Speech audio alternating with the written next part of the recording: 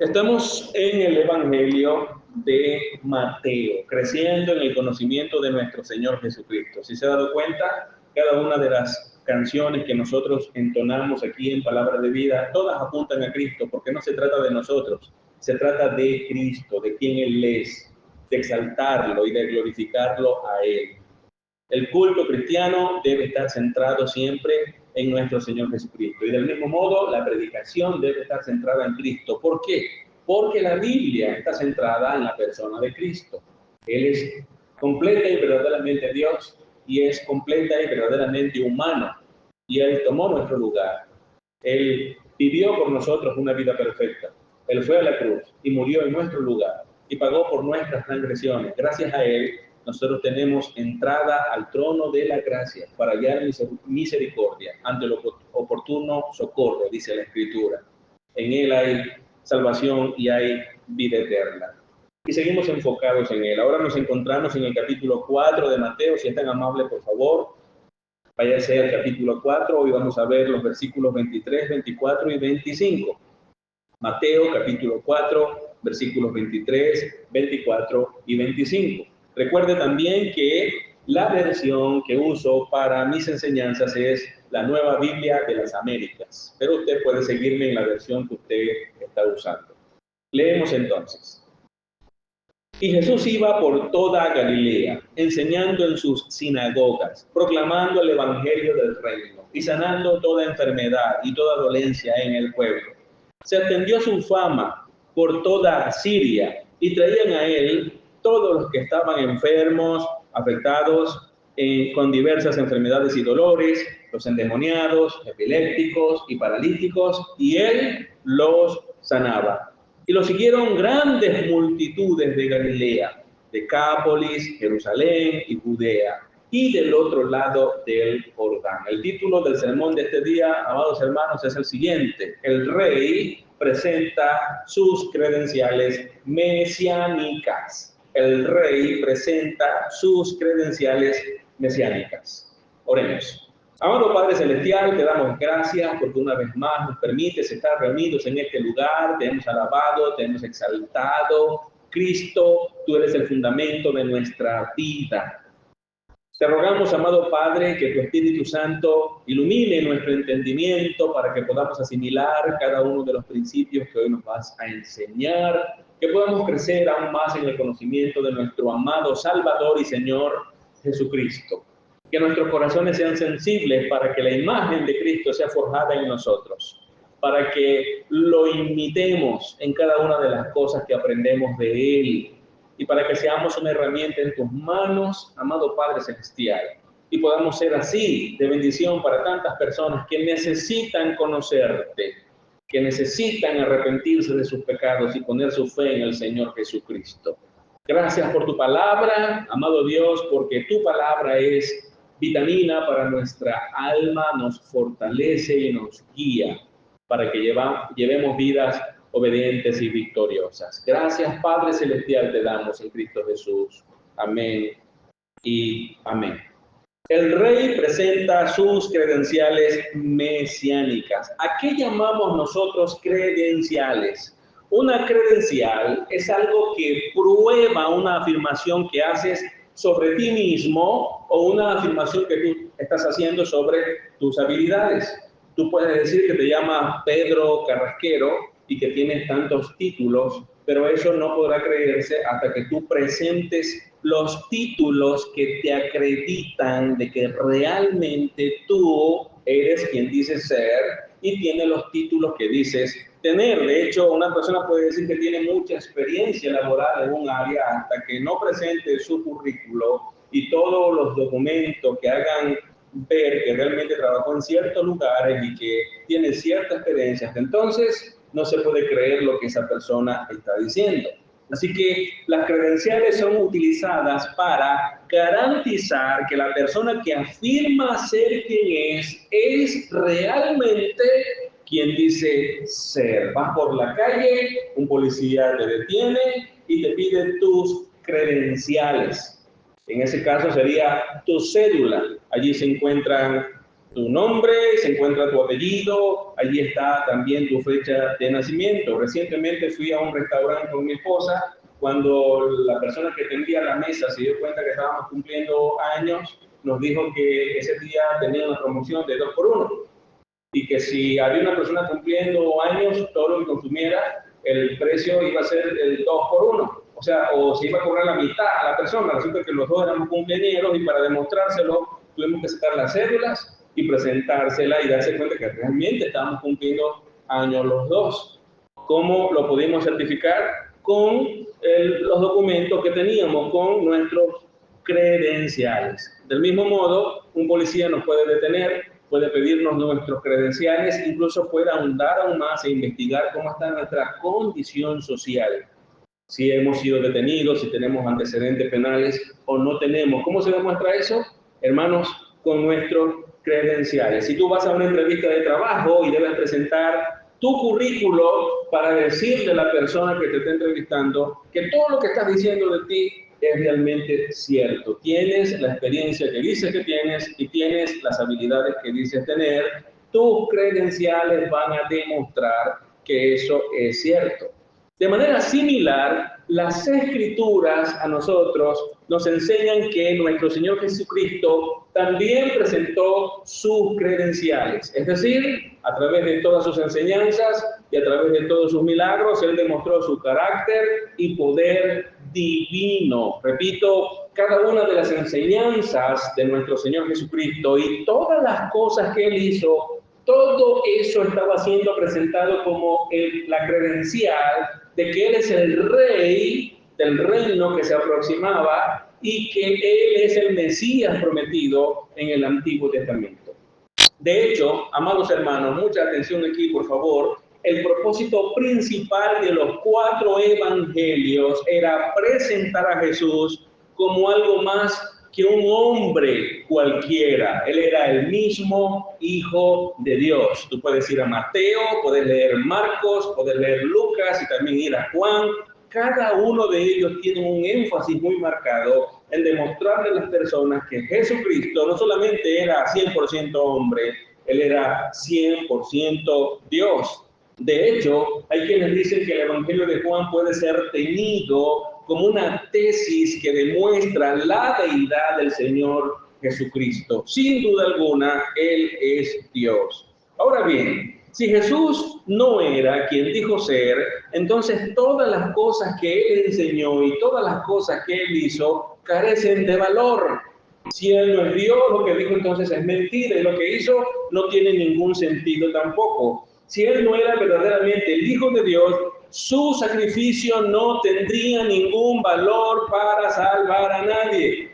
Y nosotros lo hemos estudiado reiteradas veces. Para que Él pueda ser mi Salvador, no solo tenía que ser completo y verdaderamente hombre. Para que sea mi Salvador, para que sea mi sacerdote, para que sea quien me represente y para que perdone mis pecados, Él tenía que ser completa y verdaderamente Dios.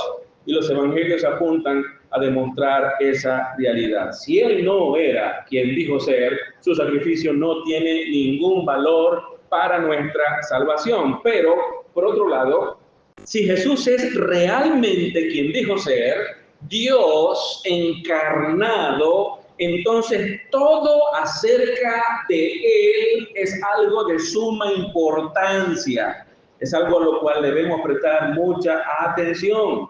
El apóstol Juan muestra mucho interés en las credenciales de Jesús y las presenta claramente en su evangelio. Si es tan amable, por favor, abra su Biblia en el Evangelio de Juan, capítulo 20, Evangelio de Juan, capítulo 20, y vamos a mirar los versículos 30 y 31.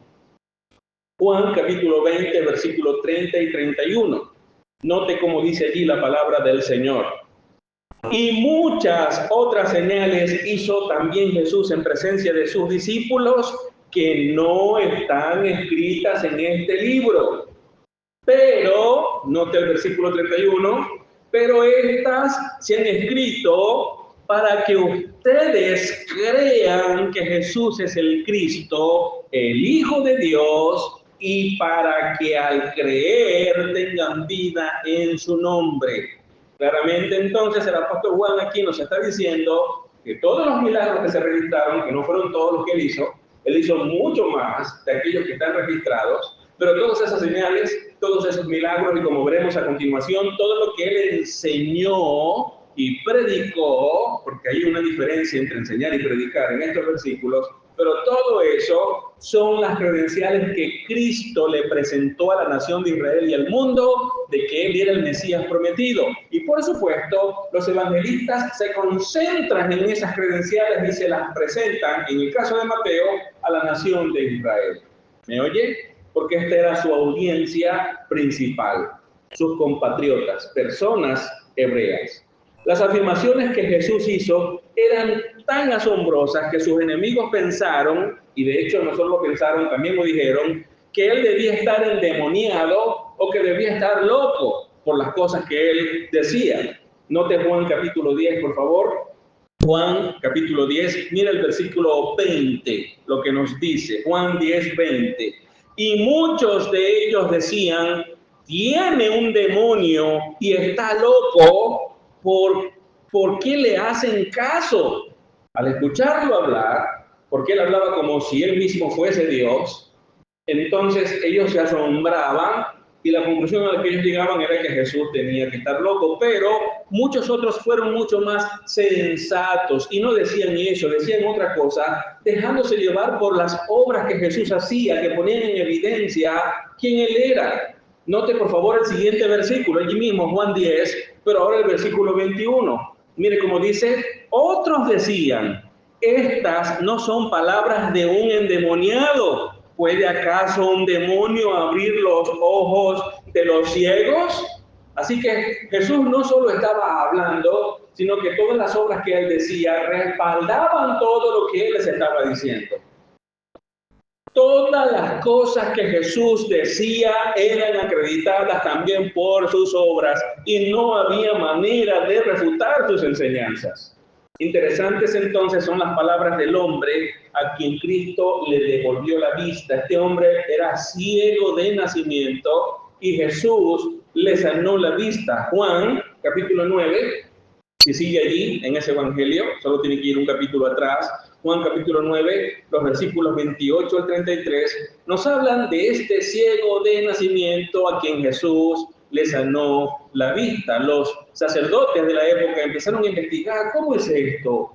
Buscaron al ciego, buscaron a su padre y empezaron a hacer preguntas sobre esto que había ocurrido. Y note, vamos a leer los versículos 28 al 33. Entonces lo insultaron. ¿A quién insultaron? Al ciego. ¿Por qué lo insultaron? Porque cuando ellos empezaron a hacerle preguntas, se les dijo, pero ¿por qué quieren saber tanto? ¿Acaso se quieren hacer discípulos de él? Se ofendieron, se molestaron y comenzaron a insultarlo y le dijeron, tú eres discípulo de ese hombre, pero nosotros somos discípulos de Moisés. Nosotros sabemos que Dios habló a Moisés, pero en cuanto a este, no sabemos de dónde es, le dijeron ellos al ciego. Entonces el hombre le respondió, el que había sido sanado de la vista, pues en esto hay algo asombroso, que ustedes no sepan de dónde es, y sin embargo a mí me abrió los ojos. Sabemos que Dios no oye a los pecadores, pero si alguien teme a Dios y hace su voluntad, a este oye.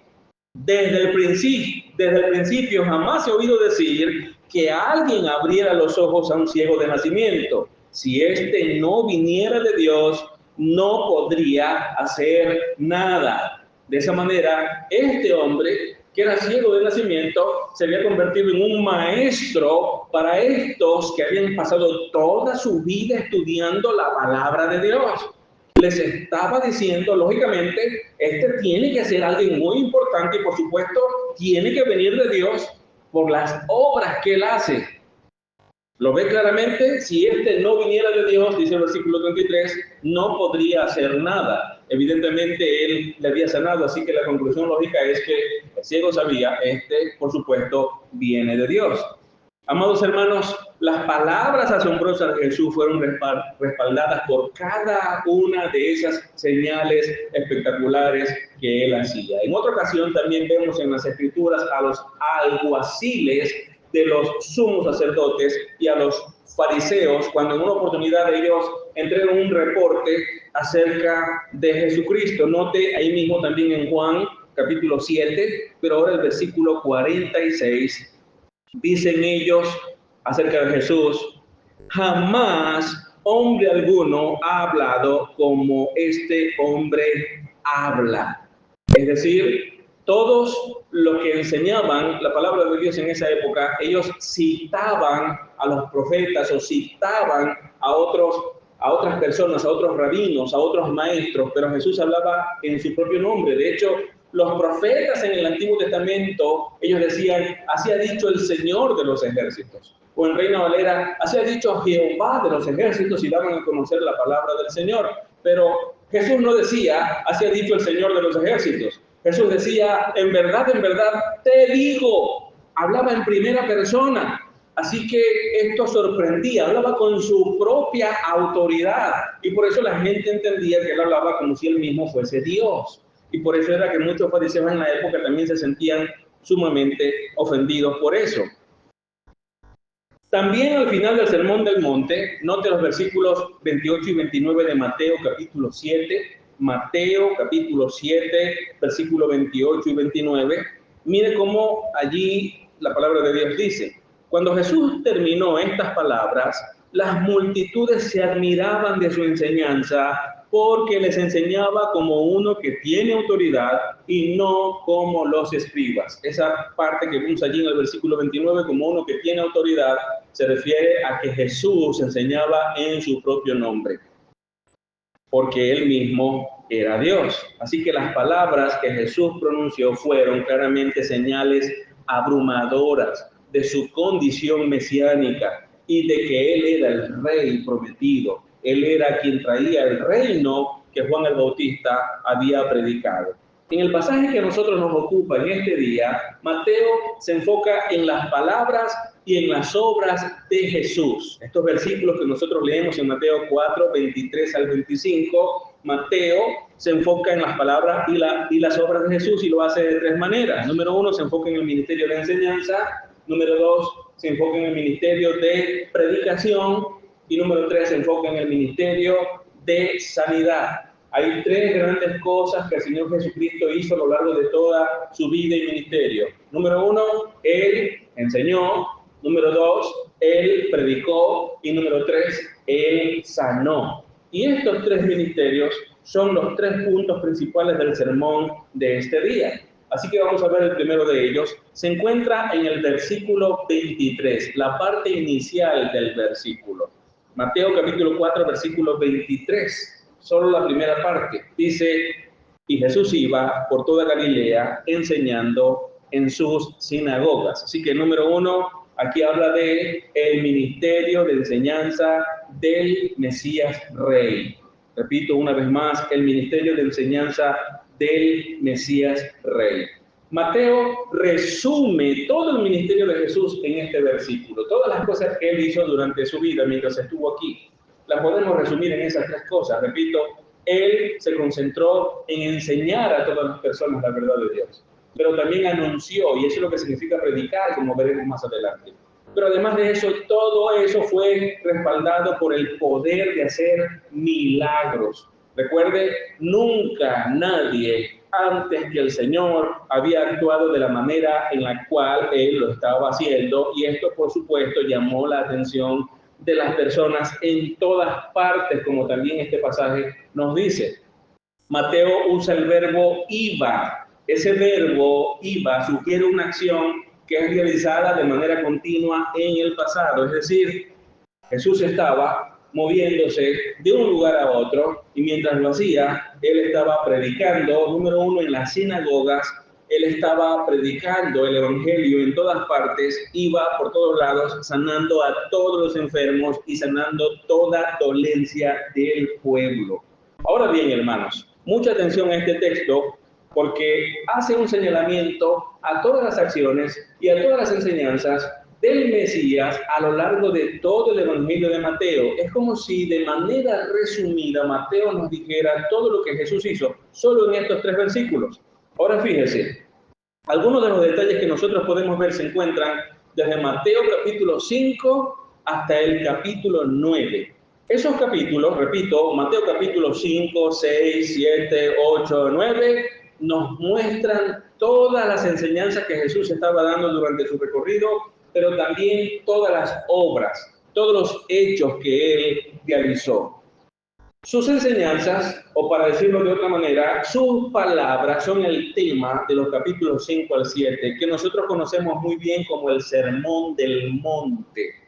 Todos los principios de vida cristiana para que llevemos vidas obedientes y victoriosas para la gloria de Dios se encuentran en ese tremendo sermón. Y en los capítulos 8 y 9 de Mateo, el autor se concentra en mostrar todas las cosas que Jesús hacía mientras estaba llevando a cabo su ministerio terrenal. Ahora bien, aquella región donde él estaba, donde él inicia su ministerio, que ya sabemos se llama Galilea, medía alrededor de 100 kilómetros por 50. Jesús estaba entonces moviéndose en todas direcciones, procurando llegar con su enseñanza a la mayor cantidad de personas. Recuerde que el mundo entero estaba sumergido en las tinieblas, perdido, serían condenados eternamente. Él vino para rescatarlos de la oscuridad y para llevarlos a la luz. Y para hacerlo, Él vino enseñando la palabra de Dios. Él vino enseñando la verdad de Dios. Y esto era tan importante que Él quería que todas las personas escucharan esta enseñanza. Pero, hermanos, notemos que las enseñanzas del Señor Jesucristo no se daban únicamente a los judíos en ese momento. Recuerden que aquella región era Galilea de los gentiles. Habían muchas personas que no eran israelitas en aquel lugar. Y todos ellos podían escuchar las enseñanzas de Jesús también, y de hecho también fueron beneficiados con todas las señales y todos los milagros que el Señor Jesús hizo.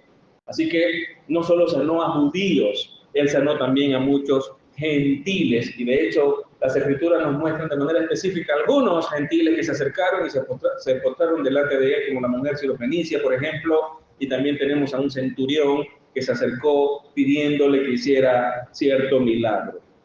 Ahora bien, la región había sido conocida desde hacía mucho tiempo, como ya lo mencioné, Galilea de los gentiles. Y Jesús, aunque procuraba anunciar la verdad de Dios al aire libre, las enseñanzas puntuales las daba en las sinagogas. Para la época del Señor Jesús, dicen algunos historiadores, probablemente la Biblia no nos da esa información, pero los historiadores creen, o al menos algunos, que para ese momento en que Jesús estaba ejerciendo su ministerio, en toda Palestina había alrededor de 470 sinagogas.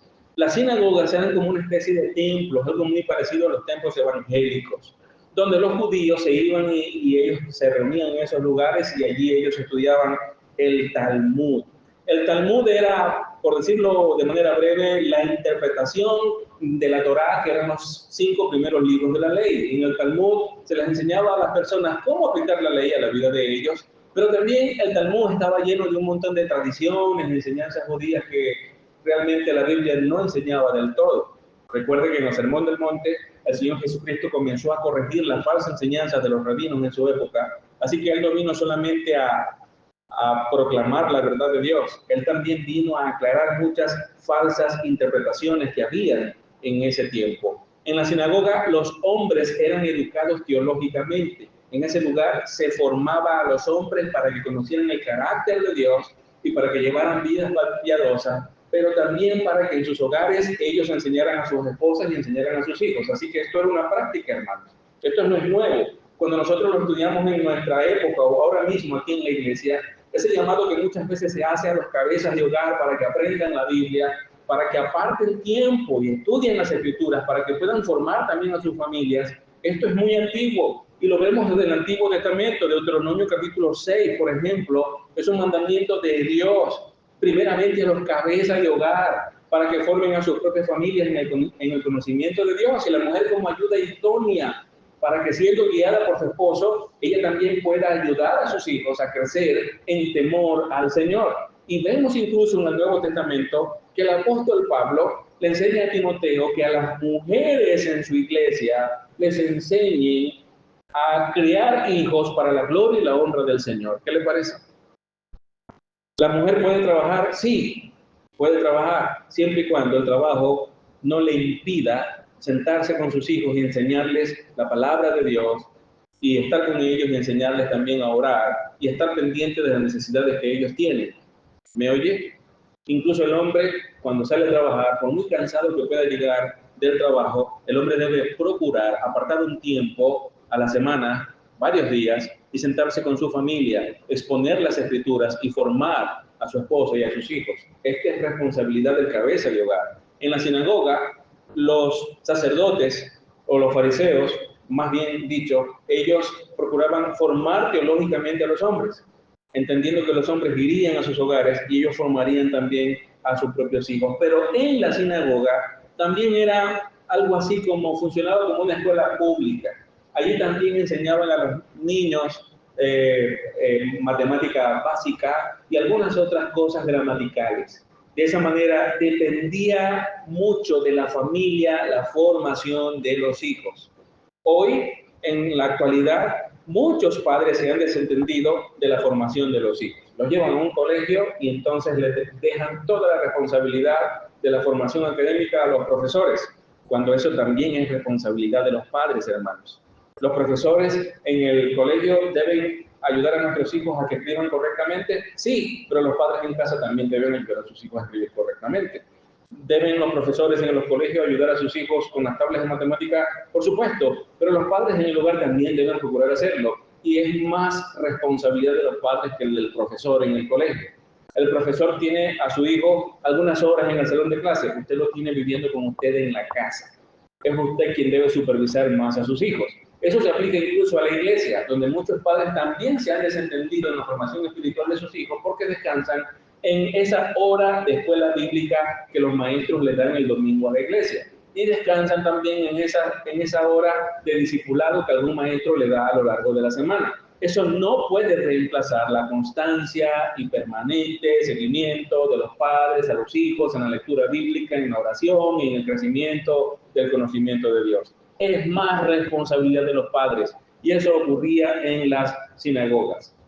Ahora, es interesante que eso fuese así, porque en las sinagogas es donde se podían encontrar israelitas de corazón sincero que realmente amaban a Dios.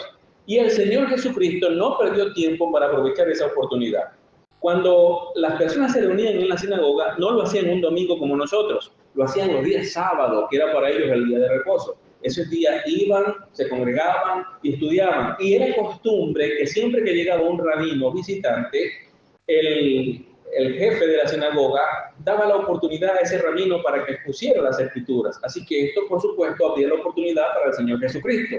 Pero hermanos, eso también nos ayuda a entender cómo esto ayudó a que el evangelio se extendiera rápidamente en aquella parte del mundo conocido, porque el apóstol Pablo incluso, que se iba moviendo de una región a otra, ¿dónde llegaba primero él a predicar el evangelio? Exactamente, a la sinagoga.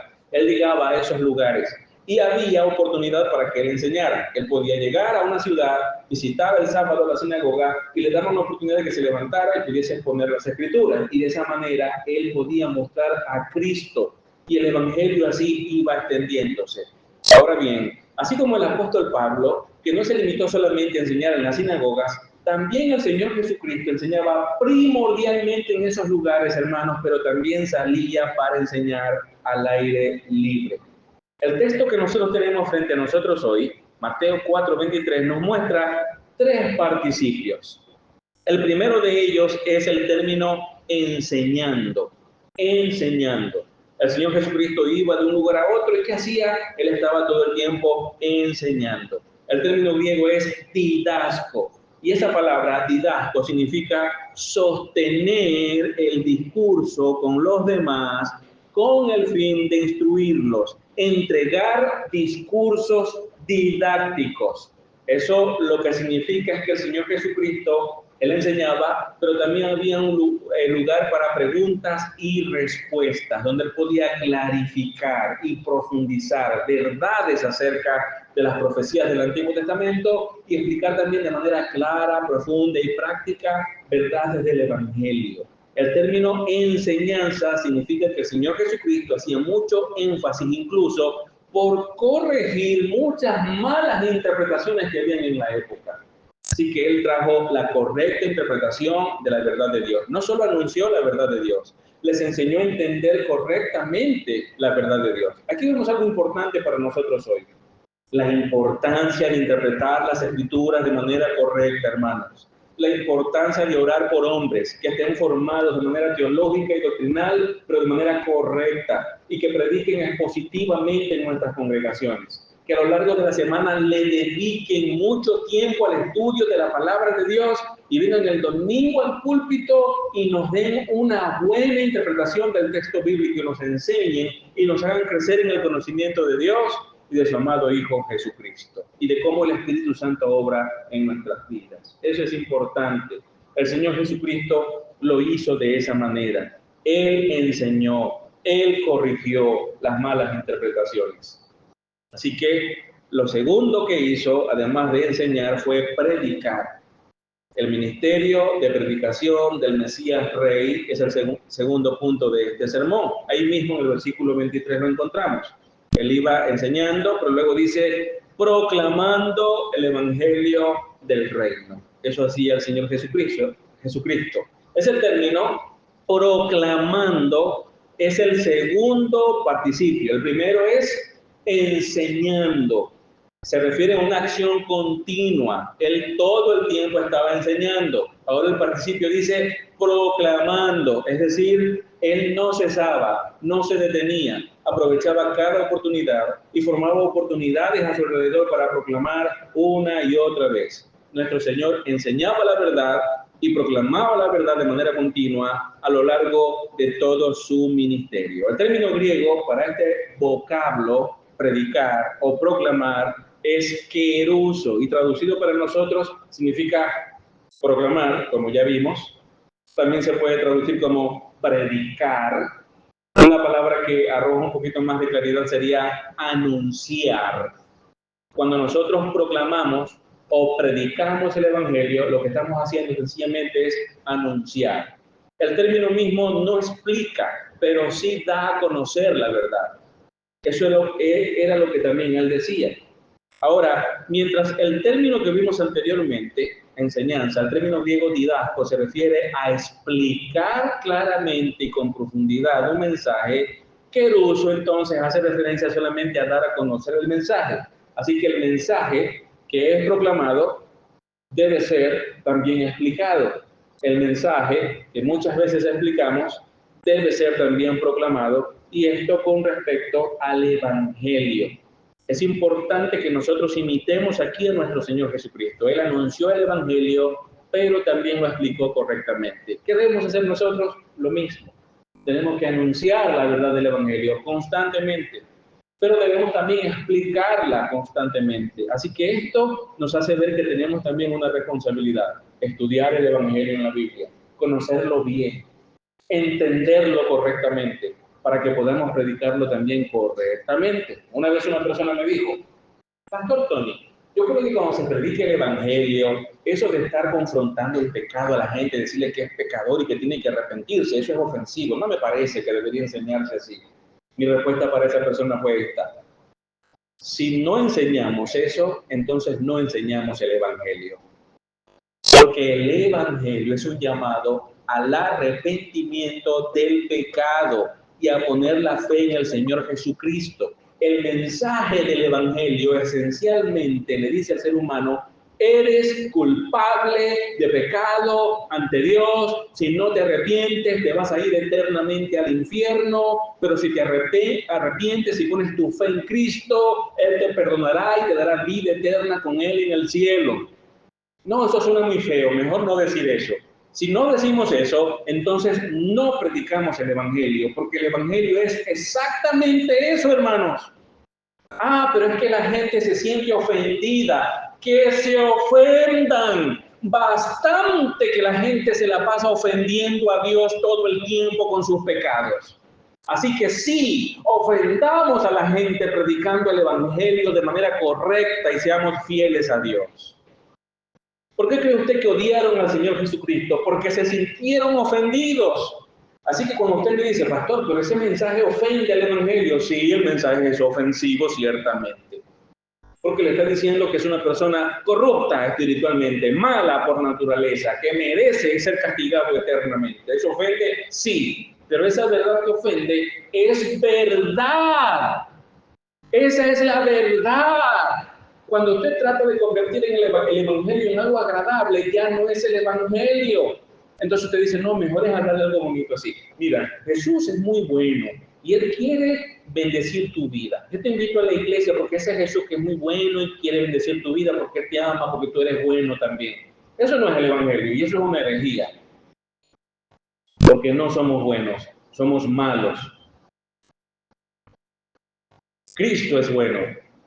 Y ese es el terrible problema de la humanidad, que somos malos y Él es bueno. Y por eso Él tiene que condenarnos eternamente si no nos arrepentimos. Ese es el mensaje que nuestro Señor enseñaba. La proclamación de nuestro Señor Jesús era anunciar la aproximación del reino de los cielos, que se estaba cumpliendo ya en esos días porque Él es el Rey Mesías que trajo consigo el reino de los cielos o el reino de Dios. Usted va a ver en la Escritura el reino de los cielos o reino de Dios, es lo mismo, se refiere a lo mismo. El Evangelio del Reino es la carta magna del reino que predicó Juan el Bautista, el reino que trajo el Mesías Rey, nuestro Señor Jesucristo. Proclama salvación, por supuesto, proclama bendiciones y esperanza, pero solo para aquellos que aceptan por fe lo que proclama ese mensaje. Para aquellos que no aceptan el Evangelio, un predicador muy conocido dijo, el Evangelio entonces no es salvación, sino una sentencia de muerte, una sentencia de juicio eterno para todos aquellos que no aceptan el Evangelio. El término evangelio se traduce de la palabra griega evangelion y la traducción literal es buenas nuevas de gran gozo. ¿Por qué son buenas nuevas? Porque el ser humano está condenado eternamente, pero en Cristo hay salvación. De allí están las buenas noticias. Evangelio puede ser resumido como buenas noticias. ¿Qué es Evangelio? Un mensaje que trae buenas noticias. Eso es el Evangelio. El Evangelio del Reino era el centro de la enseñanza y predicación de nuestro Señor Jesucristo. Y ese debe ser también el centro de la enseñanza en la iglesia. Y el centro de la enseñanza cuando predicamos o enseñamos en la escuela dominical. Todo el tiempo. En la iglesia no tratamos de hacer a las personas mejores personas. Tratamos de que las personas se arrepientan y creen en el Señor Jesús para que sean salvos. Y el Espíritu Santo obrará en sus corazones y va a santificar sus vidas. No se trata de moralizar o enseñar solamente valores o mejorar la conducta de una persona. Se trata de que esa persona muera el pecado y viva para Cristo, nazca espiritualmente, y eso es algo que el Espíritu Santo de Dios solo puede hacer, y para eso el Evangelio debe predicarse correctamente. Amén. Ese es el propósito de la iglesia. El propósito de la iglesia no es enseñar a escribir a los jóvenes, no es enseñarles matemáticas a los jóvenes, o enseñar los mapas de geografía a los jóvenes, o historia universal, historia de Venezuela a los jóvenes. Ese no es el propósito de la iglesia.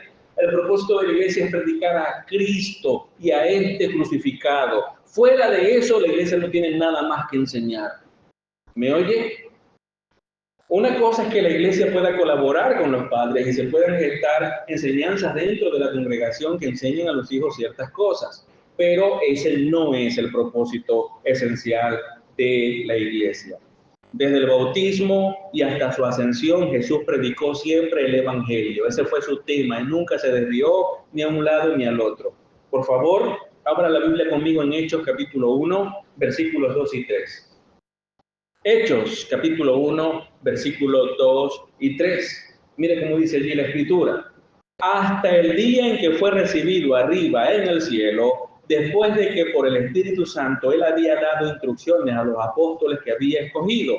A estos también, después de su padecimiento, se presentó vivo con muchas pruebas convincentes, apareciéndoseles durante 40 días y hablándoles de lo relacionado con el reino de Dios. Así que el Señor Jesús, ¿qué hizo?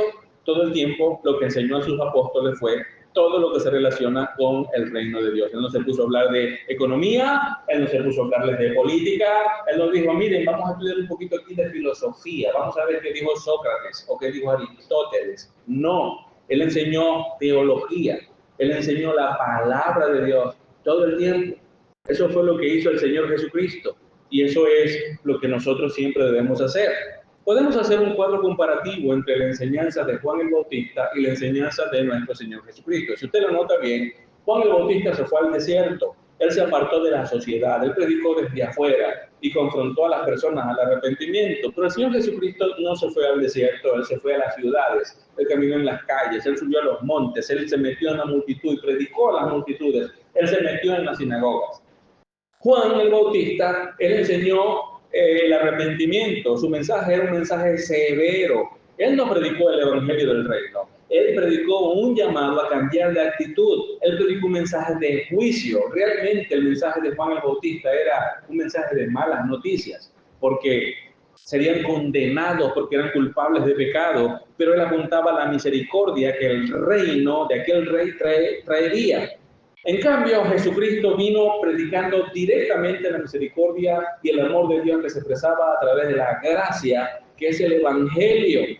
Si se arrepentían y creían en el Señor, habría para ellos perdón de los pecados y vida eterna. Así que el mensaje de nuestro Señor Jesucristo era un mensaje de salvación. No era tan severo como el mensaje de Juan el Bautista, que sí era muy severo, pero en la misma medida que el Señor Jesucristo era odiado, en la misma medida que él fue despreciado, en la misma medida que su mensaje fue siendo rechazado, ese mensaje se fue haciendo cada vez más y más y más y más severo. La primera proclamación que el rey de ese reino trajo siempre fue de buenas noticias. Observe lo que el apóstol Pablo nos dice en Colosenses capítulo 1, versículo 13 y versículo 14. Colosenses capítulo 1, versículo 13 y versículo 14. Dice así la Escritura: porque Él nos libró del dominio de las tinieblas y nos trasladó al reino de su Hijo amado, en quien tenemos redención, el perdón de los pecados. Este es el Evangelio. Esto es lo que Pablo enseñó. Y esto es lo que el Señor Jesucristo siempre enseñó. Entonces, el Evangelio es las buenas nuevas de salvación por medio de Cristo. Las buenas nuevas del reino de Dios, que está a disposición de cualquiera que pone su confianza en el Señor Jesucristo. Algunos de ustedes posiblemente no se han arrepentido de sus pecados aún y no han creído en el Señor. Y si mueren en la condición en la que se encuentran, no van a ir al cielo, van a ir al infierno. Una de mis más grandes preocupaciones como esposo es que mi esposa realmente ame al Señor y viva para su gloria y para su honra. Y como padre, es que mis hijos amen a Cristo y procuren vivir para su gloria y para su honra. Yo amo a Cristo, no soy perfecto, pero Él perdonó mis pecados. Y un día estaré en el cielo por los méritos de Cristo, no por mis méritos. Yo no he hecho nada para estar en el cielo, pero Cristo hizo todo por mí. Y gracias a Él, un día voy a estar en el cielo. Y yo deseo que mi esposa y que mis hijos también un día estén en el cielo. Pero para eso ellos tienen que arrepentirse de sus pecados y tienen que confiar en el Señor Jesucristo para salvación. Hasta que eso no ocurra, entonces ellos estarán condenados eternamente. ¿Me oye? Y entonces usted como padre podrá estar una eternidad en el cielo, pero sus hijos que no creyeron nunca estarán una eternidad en el infierno. Mientras usted estará una eternidad disfrutando las bendiciones del Señor en el cielo, sus hijos estarán una eternidad sufriendo el castigo eterno por sus pecados y nunca podrán salir de ese lugar. Y así sucederá con las personas que amamos, nuestros tíos, nuestros primos que no son cristianos, nuestros amigos, nuestros compañeros de trabajo, nuestros demás familiares que aún no han creído en Cristo.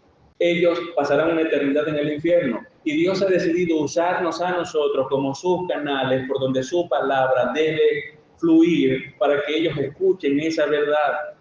Pero no solamente deben escuchar la verdad, nosotros debemos manifestar esa verdad con nuestras propias vidas, que ellos puedan ver lo que el poder del Evangelio ha hecho en nosotros. Incluso los hijos deben experimentar en su hogar lo que el poder del Evangelio ha hecho en el matrimonio de sus padres. Los hijos deben experimentar en el hogar lo que el poder del Evangelio ha hecho en la vida de ese hombre que dirige el hogar, su papá. Y deben experimentar en el hogar lo que el Evangelio ha hecho en la vida de aquella mujer que dirige el hogar, su mamá. Eso es un importante testimonio para ellos. Eso muestra la evidencia del poder del Evangelio, cómo transforma la vida de una persona. Que tus hijos sean testigos oculares de lo que el Evangelio está haciendo en tu vida. Que vean cómo tú eres transformado. Que vean cómo cada vez más tú tienes interés en las cosas de Dios. que vean cómo cada vez más tu interés por las cosas del mundo, por lo material, se disminuye y cómo crece por tu servicio y exaltación al Dios de los cielos. Que vean cómo tú cada vez más estás siendo santificado, que vean cómo cada vez más creces en el conocimiento de Dios, que vean cómo el amor de Dios fluye a través de ti para ellos cada vez más, que vean cada vez más cómo tú te comprometes con los mandamientos de la palabra y no estás dispuesto a hacer concesiones en tu hogar y no estás dispuesto a permitir malas conductas o malas actitudes de parte de sus hijos en el hogar, porque tu compromiso es con el Señor Jesucristo. Que ellos vean eso en ti. Y al principio para ellos será incómodo, al principio van a revolotear, al principio van a mostrar mucha rebeldía, al principio van a querer imponer su voluntad y tratar de destruir tu voluntad y hacer lo que ellos quieran, pero tú debes confiar en la fortaleza del Señor y ser fiel a lo que el Señor te ha dicho y mantenerte fiel solamente a Él. Y que tus hijos sepan eso. Y que un día en el futuro, si ellos se arrepienten, puedan decir, ¡qué bueno! Le doy gracias a Dios que mi papá nunca cedió y nunca me dejó que mi voluntad fuese la que se impusiera. Le doy gracias a mi mamá porque me hizo todas las reprensiones que yo necesitaba y me corrigió. Y porque no me dio la razón cuando no la tenía, sino que me guió con el poder del Evangelio. Si un día en el futuro se arrepienten, ellos se van a acordar que tú no cediste, que tú no diste el brazo a torcer. Ellos recordarán que tu compromiso era con el Señor Jesucristo y darán gloria a Dios por ese padre y por esa madre que no cedieron. El Señor Jesús no cedió, se mantuvo fiel en cada una de sus enseñanzas, se mantuvo fiel en su predicación. Esto era tan importante para él. Escuche bien, Él enseñó, Él clarificó la verdad, Él corrigió todas las malas interpretaciones, pero al mismo tiempo anunció, proclamó la verdad a todas las personas como pudo. Debemos emular eso en nuestras vidas también. Amados hermanos, por favor, aprendamos qué es el Evangelio de manera correcta, anunciemos sus verdades y expliquemos el significado correcto de esas verdades a todos a nuestro alrededor. El Señor Jesús hizo eso en su vida, pero hizo algo más. Hizo algo más. Y este es el ministerio de sanidad del Mesías Rey. La parte final del versículo 23 y luego el versículo 24 y 25. Vamos a leerlo, por favor. Parte final del versículo 23, versículo 24 y versículo 25 de Mateo, capítulo 4. Dice, y sanando toda enfermedad y toda dolencia en el pueblo. Sanando es el tercer participio. Así como siempre estaba proclamando, así como siempre estaba enseñando, todo el tiempo estaba sanando. Algunos exégetas creen que el Señor Jesucristo erradicó toda enfermedad y dolencia de aquel lugar, donde quiera que Él fue. Versículo 24, debido a eso, se extendió su fama por toda Siria y traían a Él todos los que estaban enfermos, afectados con diversas enfermedades y dolores, los endemoniados, los epilépticos y paralíticos, y Él los sanaba. Y lo siguieron grandes multitudes de Galilea, Decápolis, Jerusalén y Judea, y del otro lado del Jordán. Así que el mismo texto nos da esa información de manera clara. Además de enseñar y predicar, Jesús sanaba toda enfermedad, sanaba toda dolencia de las personas, y todo esto eran señales que confirmaban las palabras, su enseñanza, su evangelización. Acreditaban a Jesús que Él era el Mesías prometido. Quienes estaban allí y quienes observaban las enseñanzas y quienes veían allí de primera mano las obras del Señor Jesucristo, ellos tenían que admitir que realmente todo eso autenticaba a Jesús como el Mesías prometido. No había manera de refutar eso. Los profetas habían anunciado que cuando el Mesías viniera haría un montón de prodigios y de señales. Si es tan amable, por favor, y puede ir conmigo a Isaías capítulo 35, Isaías capítulo 35, versículos 5 y 6. Si bien recuerda, nosotros hace algunas predicaciones atrás estuvimos hablando de profecías que Mateo cita, que se cumplieron en el Señor. A lo largo de todas estas enseñanzas hemos visto otras profecías que se seguían cumpliendo en Jesús. Recuerde, el tema central de Mateo es que puedan entender las personas que Jesús es el Rey Mesías que había sido prometido. Ese es el tema central. Él es el Rey. Y aquí tenemos otra profecía cumplida en Jesús, Isaías 35, versículos 5 y 6. Dice allí la palabra del Señor: entonces se abrirán los ojos de los ciegos y los oídos de los sordos se destaparán. El cojo entonces saltará como un ciervo y la lengua del mudo gritará de júbilo, porque aguas brotarán en el desierto y arroyos en el Arabá. De esa manera, Isaías profetiza las cosas que el Mesías haría y serían señales claras, evidentes, inconfundibles de que Él es el Mesías prometido. Hermanos, cuando Dios habló en el Antiguo Testamento, habló de manera clara a quienes las estaban escuchando. Y cuando estas cosas comenzaron a cumplirse, Dios permitió de manera clara que vieran que realmente Él era el Mesías. Esto no se hizo de manera escondida. Jesús iba sanando en público, a plena luz del día, toda enfermedad, toda dolencia, y se ponía en evidencia que Él era el Mesías. Sus palabras, por supuesto, también fueron evidencia suficiente para muchos, porque muchos creyeron en Él sin necesidad de ver ninguna señal que Él hiciera, sin necesidad de ver que sanara a un enfermo o resucitara a un muerto. Muchos, sin ver eso, creyeron en Él. Recuerda el sermón anterior, cuando Él llamó a estos 4 pescadores para que le siguieran. Él todavía no había hecho ninguna señal y Él les dijo: venid en pos de mí y los haré pescadores de hombres. ¿Y qué hicieron ellos? Soltaron las redes y se fueron en pos de Él. Creyeron en Él solo con escuchar su llamado, sin necesidad de ver ninguna señal. Sin embargo, el ministerio de sanidad del Señor Jesús, estas fueron señales claras que dieron respaldo, que lo acreditaron y autenticaron su enseñanza y su predicación. Observe lo que nos enseña el autor de Hebreos en Hebreos capítulo 2, versículo 3 y versículo 4.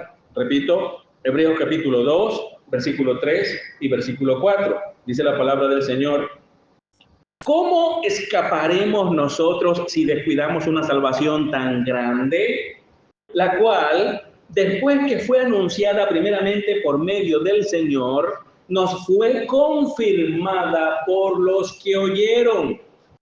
Versículo 4, Dios testificó junto con ellos, tanto por señales como por prodigios y por diversos milagros y por dones repartidos del Espíritu Santo según su propia voluntad. Así que era sumamente claro y evidente que Jesús es el Mesías, Él es el Señor, Él es el Salvador. Esto le da, hermanos, a la pregunta del versículo 3 un carácter de suma importancia. ¿Cómo escaparemos nosotros si descuidamos una salvación tan grande? Es evidente que Jesús es el Salvador. Es evidente que la salvación es por medio de la fe en Él. Señales acompañaron todo esto para autenticarlo. Así que, sin lugar a dudas, esto es verdad. ¿Cómo escaparás del juicio de Dios si descuidas esta salvación? ¿Cómo escaparás si no te arrepientes realmente? ¿Cómo escaparás del juicio de Dios si no pones tu fe realmente en el Señor Jesucristo? Hermanos, tú puedes fingir que eres cristiano.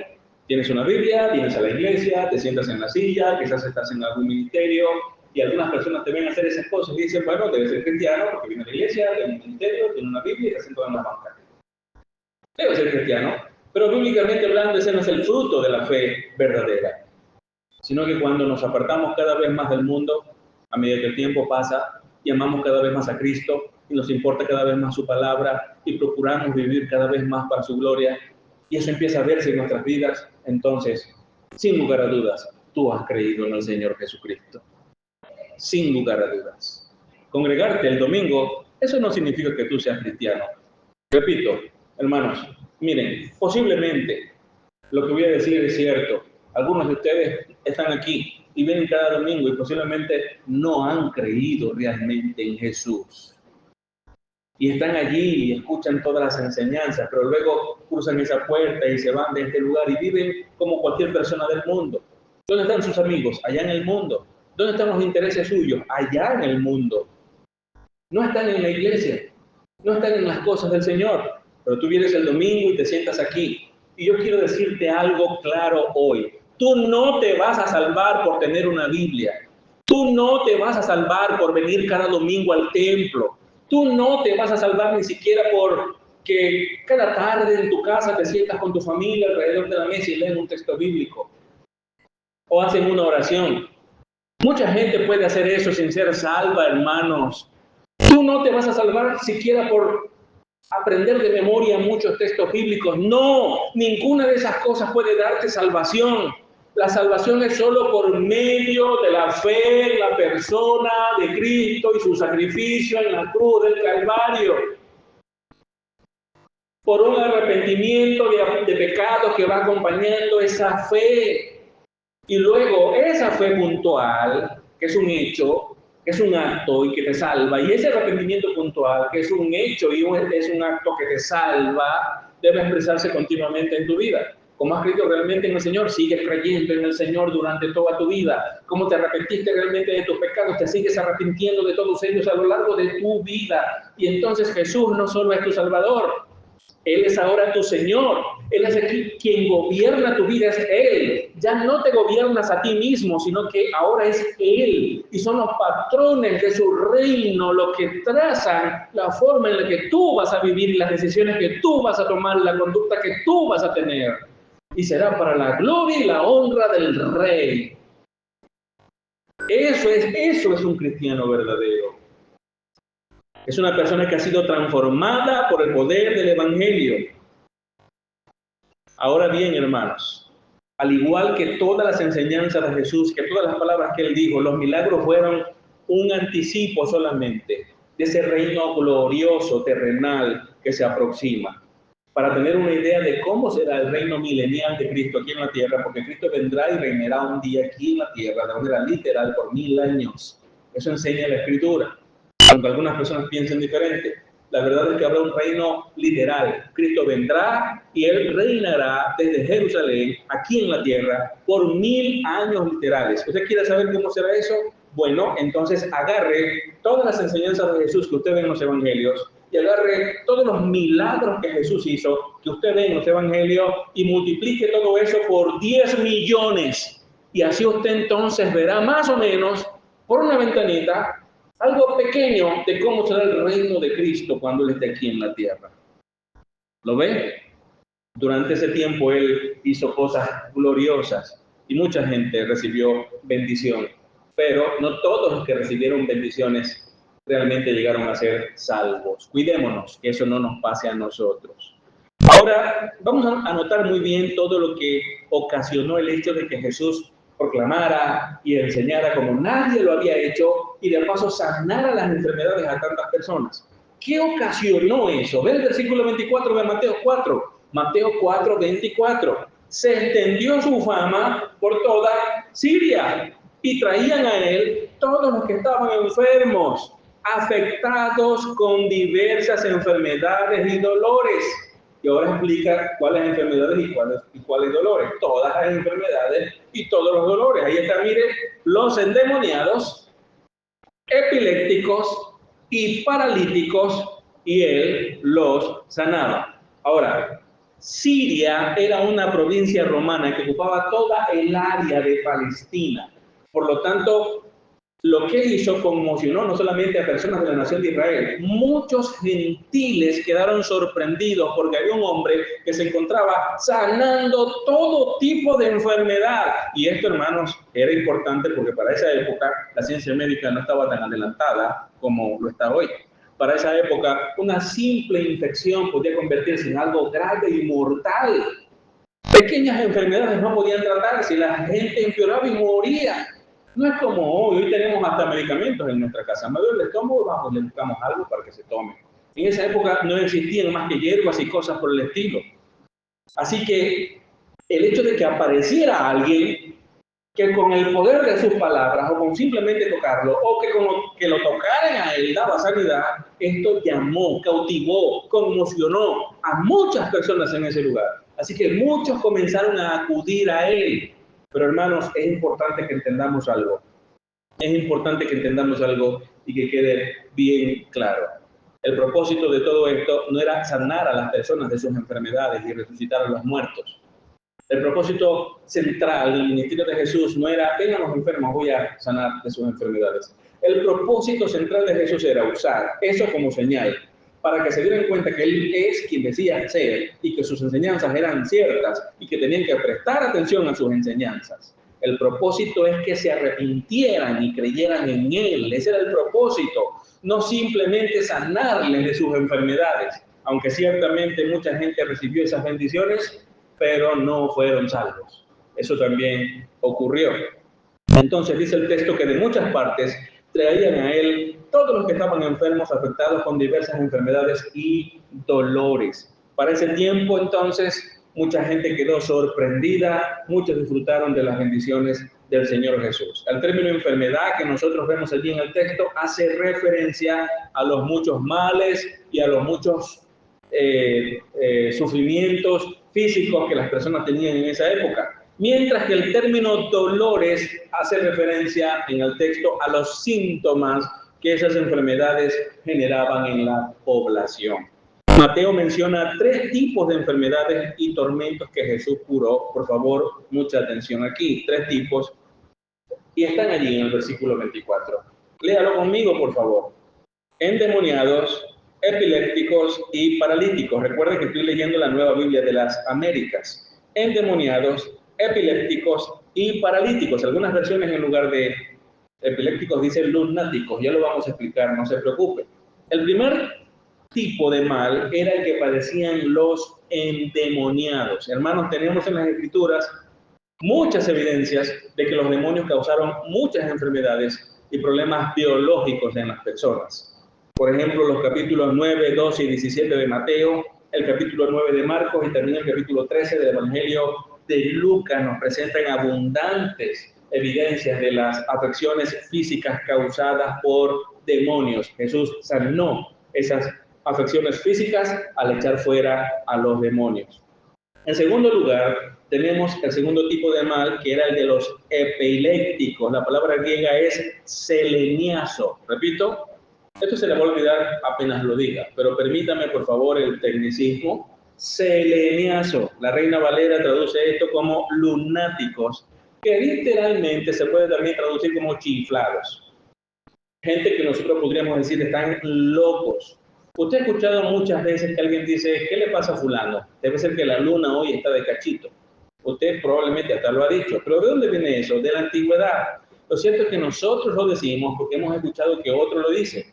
Pero esto viene de hace cientos de años atrás, porque las personas pensaban que la luna tenía cierta influencia sobre el estado mental y nervioso de algunas personas. Y por eso los llamaban lunáticos. Pero gracias a que la ciencia ha avanzado, podemos entender que a lo que se estaba haciendo referencia aquí era la epilepsia, la cual involucra un estado de desorden del sistema nervioso central. Y eso era lo que estaba ocurriendo en esas personas. ¿Qué hizo el Señor Jesús con los epilépticos? Los sanó también. Así que es importante que notemos esto, porque hay muchos intérpretes que no creen en los hechos sobrenaturales que aparecen en las Sagradas Escrituras y dicen que realmente no existieron endemoniados, sino que eran epilépticos. Bueno, la Biblia hace una distinción entre los endemoniados y los epilépticos. ¿Lo ven? La Biblia menciona gente que era afectada por demonios y otros que padecían sencillamente de epilepsia. ¿Qué hizo el Señor Jesús? Sanó a ambos. En tercer lugar, tenemos a los paralíticos. Y el término paralíticos es un término general que se refiere a todo tipo de enfermedad paralizante, que de alguna manera deja a la persona con una terrible incapacidad. Los 3 términos que usa Mateo caracterizan las 3 grandes esferas de aflicciones humanas que incluso todavía padecemos hoy. Número 1, la esfera espiritual. Él sanó a los que estaban poseídos por demonios. Número 2, la esfera mental y nerviosa. Esto es a los lunáticos o a los epilépticos. También el Señor los sanó. Y número 3, la esfera física. Estos son a los paralíticos. Nada se le resistió al Señor Jesucristo. Tuvo poder para expulsar demonios y para sanar los cuerpos físicos y las enfermedades mentales de todas las personas que se acercaron. No hubo enfermedad alguna que se le resistiera. Ahora, hermanos, por favor, presta atención a lo que sigue, porque los milagros de Jesús lograron 4 cosas más allá de los beneficios que vemos a simple vista. Número 1, y este es el propósito central de que él hiciera eso. Número 1, demostraron que él era Dios. Número 1, demostraron que él era Dios. Número 2, demostraron las maravillosas sanidades que Dios puede hacer y su compasión. Dios es un Dios compasivo. Número 3, los milagros demostraron que Jesús era el Mesías profetizado en el Antiguo Testamento. Esto era todo lo que se proponía el Señor con hacer todas esas cosas. Ahora, note lo que nos informa el Evangelio de Juan respecto a una pregunta de Juan el Bautista al Mesías. Cuando él estaba preso, llamó a sus discípulos y les dijo, vayan a donde está Jesús y háganle esta pregunta. Vamos a leerlo, por favor. Mateo, capítulo 11, versículo 2 al 5. Repito, Mateo, capítulo 11, versículo 2 al 5. Mire cómo dice. Al oír Juan en la cárcel de las obras de Cristo, mandó por medio de sus discípulos a decir a Jesús, ¿eres tú el que ha de venir o esperaremos a otro? Jesús les respondió, vayan y cuenten a Juan lo que oyen y ven. Los ciegos reciben la vista y los cojos andan, los leprosos quedan limpios, los sordos oyen, los muertos son resucitados y los pobres se les anuncia el evangelio. ¿Qué tenía que ver esa respuesta como que Juan le mandó a preguntar? Esa pregunta es si él es el que tenía que venir. Básicamente, pregúntenle si él es el Mesías que estábamos esperando. Y lo que el Señor Jesús respondió es que los ciegos recuperan la vista y los cojos andan. ¿Eso qué tiene que ver? Son las señales inconfundibles de que Jesús era el Mesías. Y con esto Juan quedaría pues completamente convencido de que ciertamente estos milagros demostraron que Jesús era el Mesías. Y número 4, los milagros demostraron que el reino venidero era una realidad ahora en Cristo. El reino se acercó en él. Pero ¿qué sucedió con este reino, hermanos? ¿Qué pasó? ¿Por qué Jesús, que vino a reinar, no se instauró como rey y colocó su reino en todas partes? Porque esto es lo que se había prometido en el Antiguo Testamento. ¿Qué ocurrió? Bueno, hermanos, lamentablemente la nación de Israel no creyó en Jesús, no lo aceptó. ¿Y qué sucedió? El reino se pospuso y el evangelio comenzó a predicarse a los gentiles. ¿Y ahora qué va a suceder? Cuando la cantidad de los gentiles que Dios ha dispuesto se arrepienten y creen en el Señor, entonces vendrá el Señor a colocar su reino para cumplir sus promesas a la nación de Israel. Bendiciones para todos aquellos que creen, pero para aquellos que se resisten a creer, ellos serán condenados eternamente. ¿Lo ve? Ahora bien, hermanos, las curaciones de Jesús tienen 6 características distintivas que nadie más ha duplicado después del primer siglo. Y esto es importante que usted lo escuche, porque hay muchos falsos maestros hoy enseñando y haciendo campañas y diciendo que tienen el poder de sanidad. Déjame decirle de una vez que el don de sanidad se acabó en el primer siglo. Lo hizo el Señor Jesucristo y luego lo hicieron sus apóstoles, como veremos ahorita, y nadie más lo ha podido reproducir desde entonces. Y cuando usted va a la historia de la iglesia, se da cuenta que estos dones de señales y milagros desaparecieron con la muerte del último apóstol, que fue Juan. ¿Lo ve? Ahora note las características de Jesús. Cuando Jesús sanó, lo hizo directamente con una palabra o con un toque. Muchas veces sin orar por ellos. Y también sin estar cerca de la persona afligida, a veces a kilómetros, y sanaba a los enfermos. En segundo lugar, Jesús curó de manera instantánea, de una vez. No fue que él pidió que fuesen sanados y pasó un mes o 2 meses, como mucha gente parece que hacen hoy. Número 3, curó por completo, nunca de forma parcial. La enfermedad fue quitada en su totalidad. El paralítico caminó, el ciego vio de manera perfecta. ¿Lo ve? Número 4, Jesús sanó a todos los que acudieron a él. Todos recibieron la sanidad. Todo el que vino a Cristo fue sano. Número 5, Jesús sanó problemas orgánicos y congénitos, sin importar la gravedad o el tiempo que la persona estuviese padeciendo. Y número 6, Él devolvió la vida a muchas personas, quienes estaban muertos y las multitudes sabían que ciertamente estaba muerto y Jesús les devolvió la vida. Fueron sanaciones evidentes, comprobadas por todos los que estaban presentes. No era como las personas que hacen hoy. tanta manipulación y engaño, solo para aquellos que no estudian las Escrituras. Esos 6 rasgos se manifestaron también en la vida de los apóstoles. ¿Por qué? Porque así como estos señales y milagros acreditaron a Jesús como el Mesías Rey, ahora las señales y los milagros que hicieron los apóstoles los acreditaron a ellos como aquellos que fueron enviados por Jesús para formar a la iglesia, enseñar a la iglesia la doctrina. Y por eso sabemos que lo que ellos escribieron son textos inspirados y son palabras de Dios. Incluso los discípulos de ellos, como Lucas, por ejemplo, que no era un apóstol del Señor Jesucristo, y también tenemos a Marcos, ellos también escribieron textos inspirados por Dios. Pero a ellos les siguieron señales y milagros que hicieron y los acreditó como portavoces de la palabra de Dios. A medida que el primer siglo se fue desarrollando, el don de sanidad, de hacer milagros, fue desapareciendo. ¿Por qué razón? Porque la palabra había quedado confirmada. Después que la gente sabía ciertamente estos son mensajeros, han hecho señales, han hecho milagros, han sanado gente, se ha demostrado que sí, ellos son mensajeros de Dios, entonces ya el mensaje y el mensajero quedaba confirmado, ya no era necesario seguir haciendo señales. La gente ya los estaba reconociendo.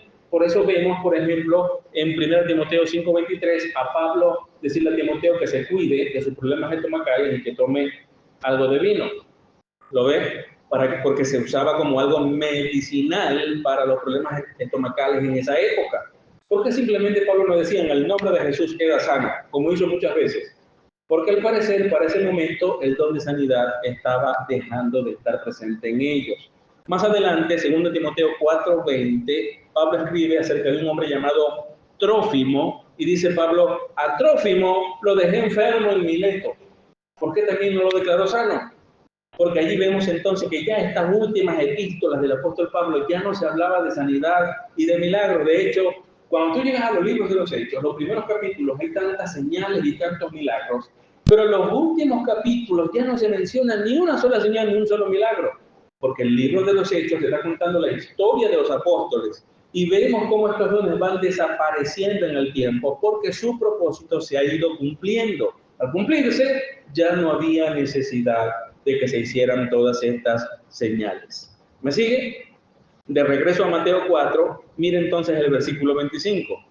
Y lo siguieron grandes multitudes de Galilea, Decápolis, Jerusalén y Judea, y del otro lado del Jordán.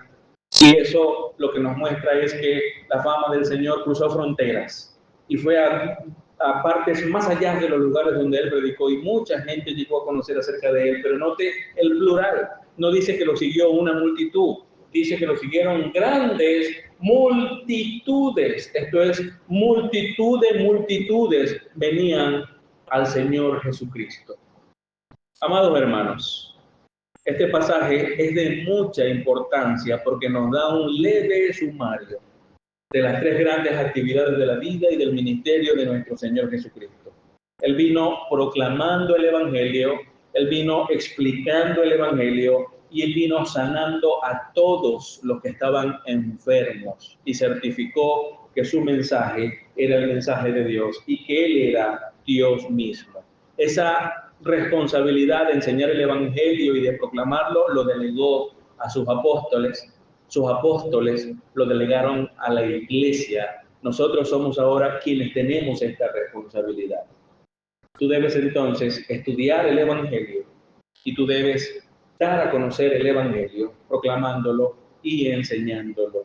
No tenemos el don de sanidad como lo tuvo Jesucristo, Él mismo era Dios y sanó enfermedades, como lo tuvieron los apóstoles, porque ya el mensaje fue confirmado. Ya sabemos que la Biblia es la palabra de Dios, solo es necesario anunciar. La pregunta, ¿pero Dios sigue sanando hoy? Sí, por supuesto que Él sigue sanando hoy, pero lo hace conforme a su soberanía, conforme a su voluntad.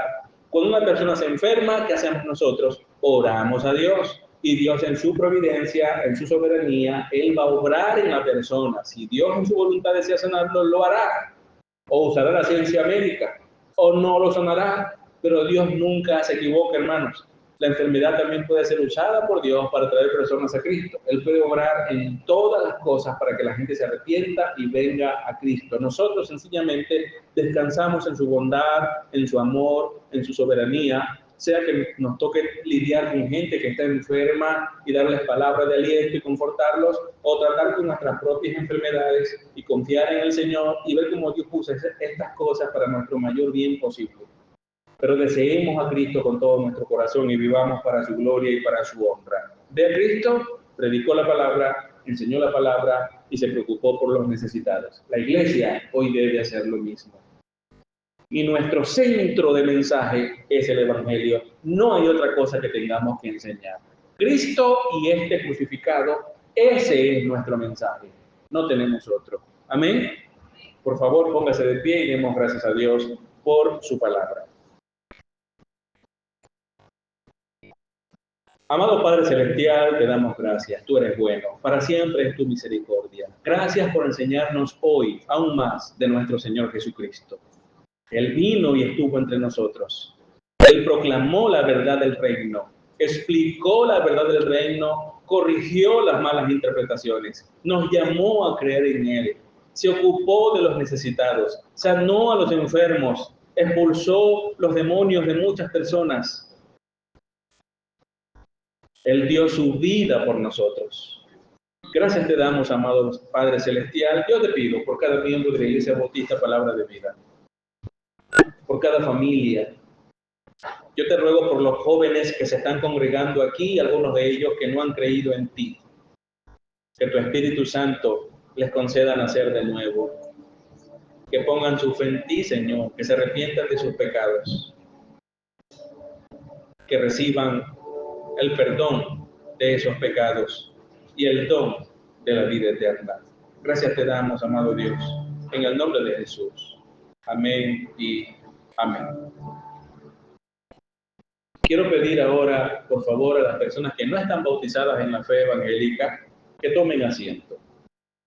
Quiero pedir que solo aquellos que han sido bautizados por inmersión permanezcan de pie. Y quiero pedirle a las hermanas que estén de una vez repartiendo los implementos para que podamos celebrar este momento solemne en el que recordamos que nuestro Señor Jesucristo, Él vivió en nuestro lugar, pero también murió en nuestro lugar.